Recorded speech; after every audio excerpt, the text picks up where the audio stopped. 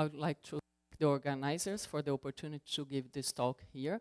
So I will talk about this work, correlation-driven Lifshitz transition at the emergence of the Pseudogap phase in the two-dimensional Hubbard model. This work was done by my former PhD student, Helena Bragança, while she was visiting Marcello Tivelli in France. So Helena went there to study the cluster extension of dynamical mean field theory, and that's how we started studying this subject in my group at the Federal University of Minas Gerais. We also had the collaboration of Shiro Sakai in this work. So here's the outline and also a bit of overview about the talk. So the talk is about the relationship between the Lifshitz transition and the Pseudogap phase. I will do a very brief introduction about the motivation for doing this work, which is in the context of copper oxide superconductors.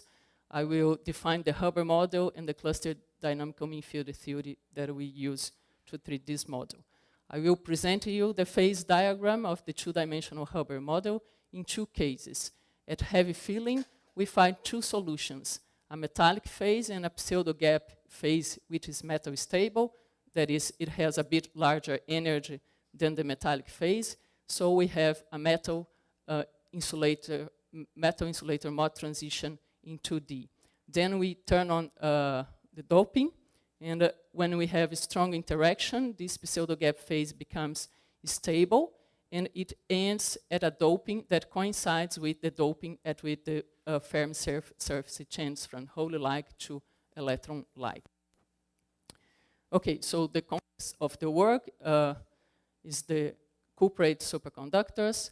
As you know, the copper and oxygen form planes, as we can see over here or over here, so that we can describe the system using two-dimensional models. At heavy filling, we have 1 free electron per copper atom, so the ground state is a mode insulating with antiferromagnetic ordering. Here we have the phase diagram of temperature as a function of doping. So as I said, if we don't have doping, we have a mode insulator over here.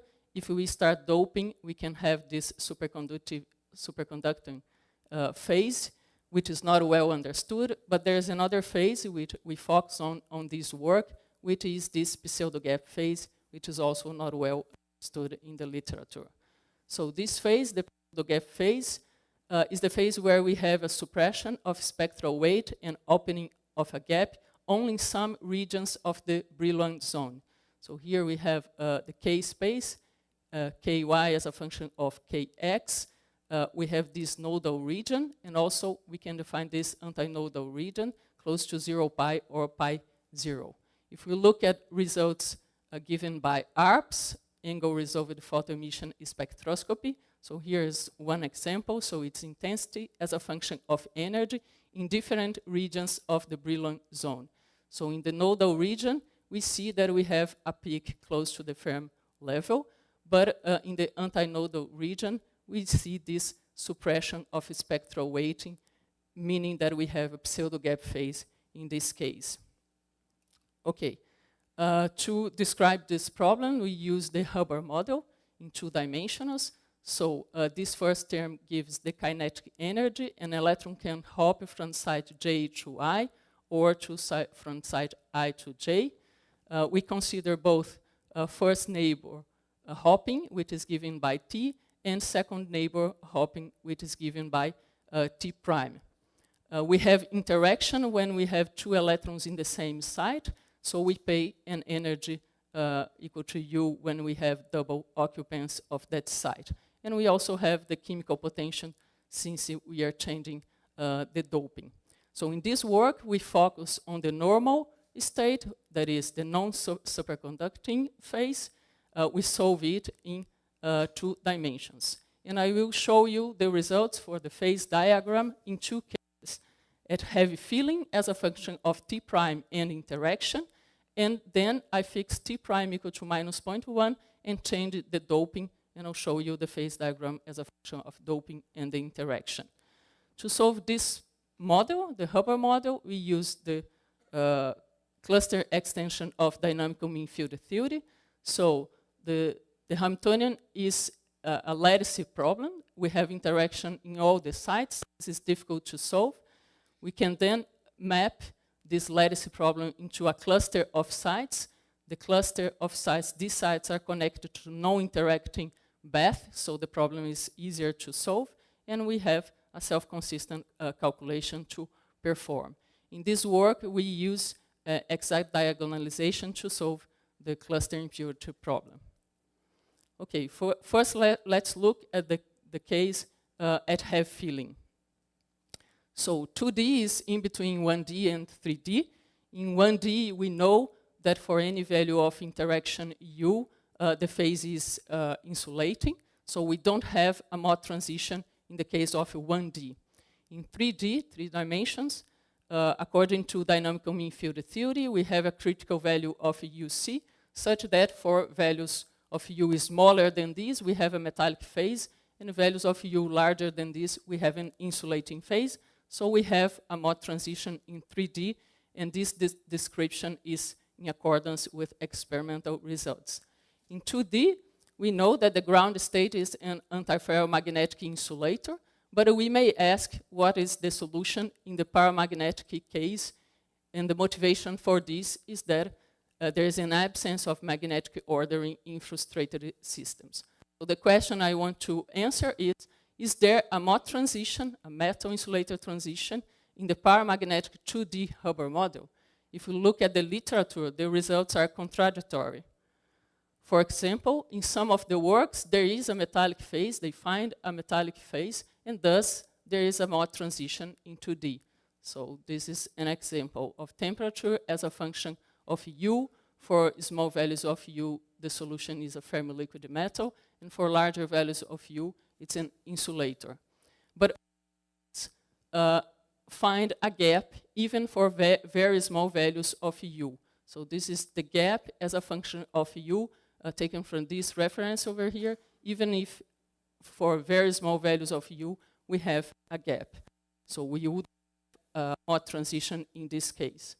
Let me show you our results. So this is the phase diagram we obtained. So is U as a function of T prime, we choose T equal to 1. In this region of the phase diagram, we have a correlated fermi-liquid metal. For very large values of U, as expected, we have a Mott insulating phase. And in this region of the phase diagram, we have a coexistence between the correlated fermi-liquid metal and a pseudogap metal. The pseudogap is in parentheses here because it's metal stable. I will show you shortly the energies. So the correlated fermi-liquid metal has smaller energy in this region over here, so that we have a metal insulator transition in 2D according to our results. Let's look into more details about this, the results in this region where we have the coexistence between the two phases. So here we have the spectral function, which is equal to -1 over pi, the imaginary part of the Green's function. I'm looking at a particular value of k equal to 0 pi. That is, we are in this antinodal region. So this is the spectral function as a function of energy. For U equal to 4, so we are here in the phase diagram. U equal to 4 and T prime equal to -0.1. In red, we have the results for the metallic phase, and in black for the pseudogap phase. So we see that this one has a peak, which is in accordance with the fact that we are saying that it's a metallic phase, and this one we have a suppression of the spectral weight, and this is the pseudogap phase. We can also look at the imaginary part of the self-energy as a function of energy for the two solutions. For the metallic solution, we have that the imaginary part of the self-energy goes with omega square, which is in accordance with the fermi-liquid theory. And for the black solution, corresponds to the pseudogap phase, we don't have this behavior, and indeed we have a pole at the self-energy. And it is this pole that gives rise to this suppression in the spectral density. This is also seen in the Mott insulating phase, although it's less intense here for the pseudogap phase. We can compare both solutions here. So this is the same results I showed you before. It's for u equal to 4. Now I compare them with u equal to 5. So u equal to 5, we have a coexistence between the pseudogap phase and the insulating phase. As I said, if you look at the self-energy, we have a pole in both cases. In the insulating phase, it is more intense. And this pole gives rise to the suppression of the spectral function close to the firm energy in both cases. We can even calculate the gap in the insulating phase and also in the pseudogap phase as a function of u. So here is the total energy, so it's kinetic energy plus the potential energy as a function of u in this line over here. So it's T prime equals to minus 0.1. As I said before, we have the two phases, the metallic phase and the pseudogap phase, where they coexist. They have very close energies, and we think that this might justify why we have contradictory results in the literature. In our case, the metallic phase always has smallest energy, so it is the ground state.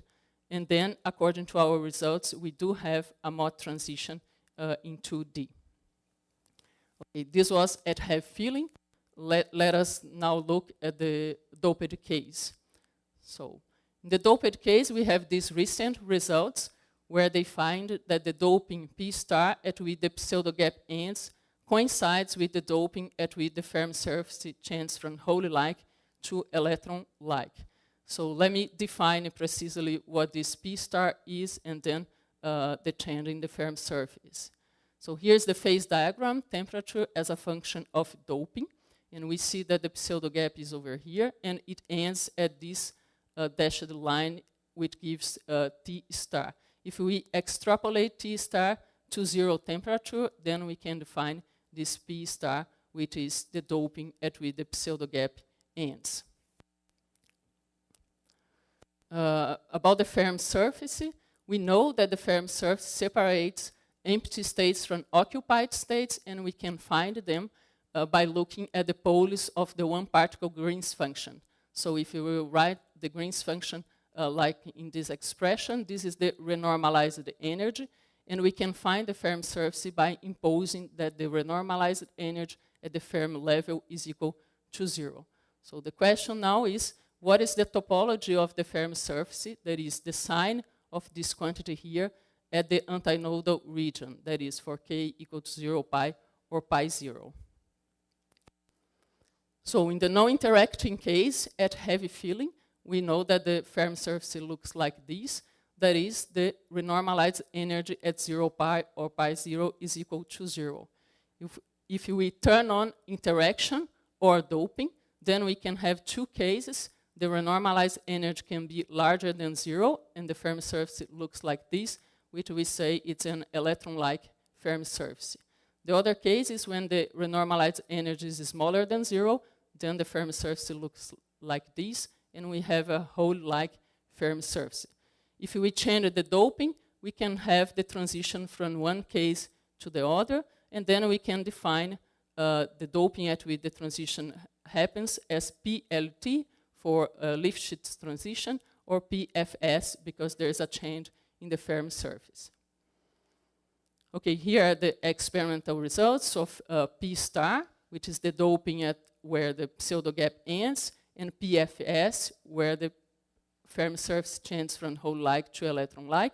And as we can see, they are very close to each other for different compounds, and even when we apply pressure, as represented by this arrow. So these are the experimental results. Let us look at our results.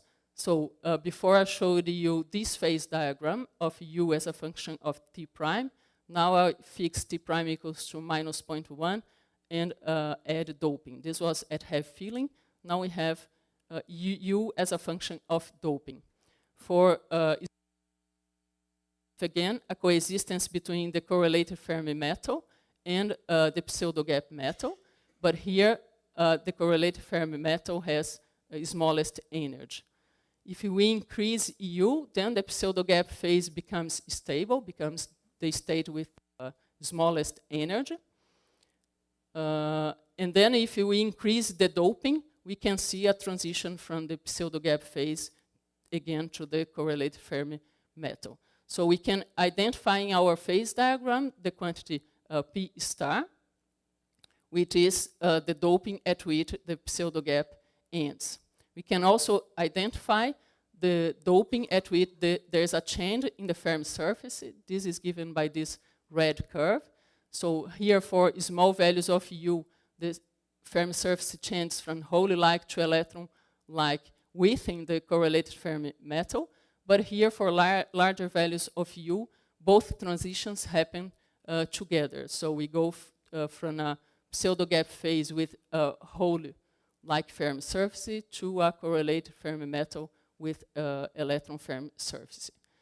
So let's look a bit more into the details in this region of the phase diagram.